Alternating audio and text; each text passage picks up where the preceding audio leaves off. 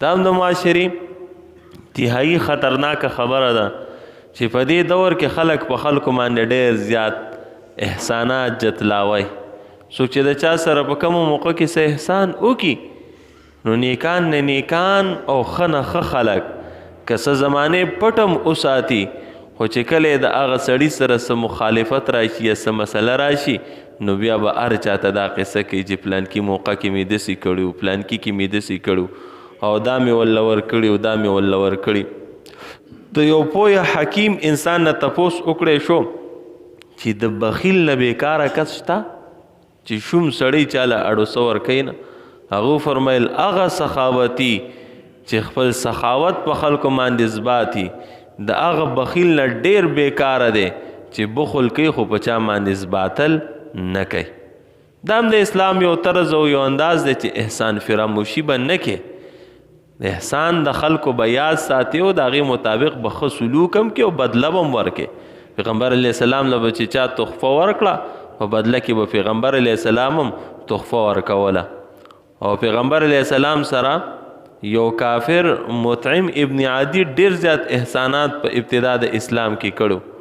نو په بدر کې چې کله قیدیان گرفتار شولو راله نو حدیث مبارک راغلی پیغمبر علیه السلام فرمایل لو کان مطعم ابن عدی حیا ثم کلمنی فی هؤلاء النتنا لاتقتهم له.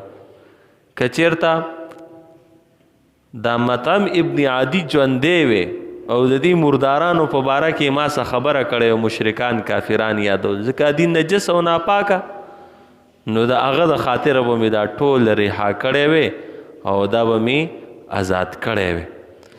نو په دې حیثیت سره دا یو جدا خبره ده چې په دې دور کې احسان فراموشي هم ډېره شوې او احسان جتلاول او احسان ثباتل د بشریت کې یو خطرناکه ګناه ده. او انسان چې څومره محنت او کوشش کړي د احساناتو د چا سره په سیئاتو کې بدل شي او هغه هر څه د دې انسان ضایع شي، ختم شي او لر شي. بعض خلک دا سوچ او دا فکر لري چې یاره په خپله باندې یو کار نه کې نو بل ته د هغې مه وایه. او د بعضو خلکو په ذهنونو کې دا خبره چې یاره مکمل نیک شوی صالح شوی نه نو د تقوا کارونه مه اختیاروه. یاره زه په خپله باندې ډېر کمزور یم نو بل ته به د نیکۍ څه خبره وکم، بل ته به څه نصیحت وکم.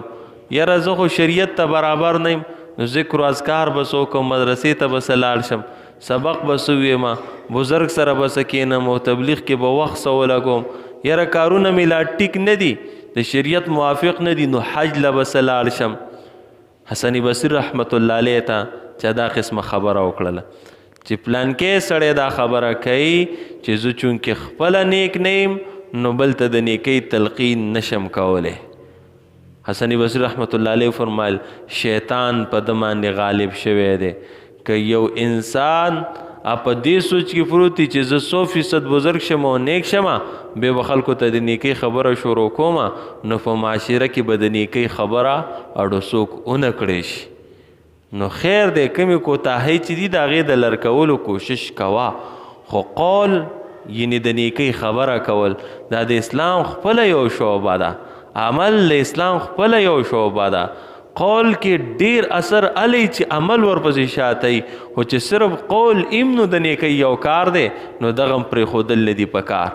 او بس اوقات انسان یو خبره وکړي، تېره جمعه هم د دې تذکره شوې وه، لږ شانتې وخت پې ولګي او د هغې اثرات او نتایج وروسته د غرونو په شانتې پراته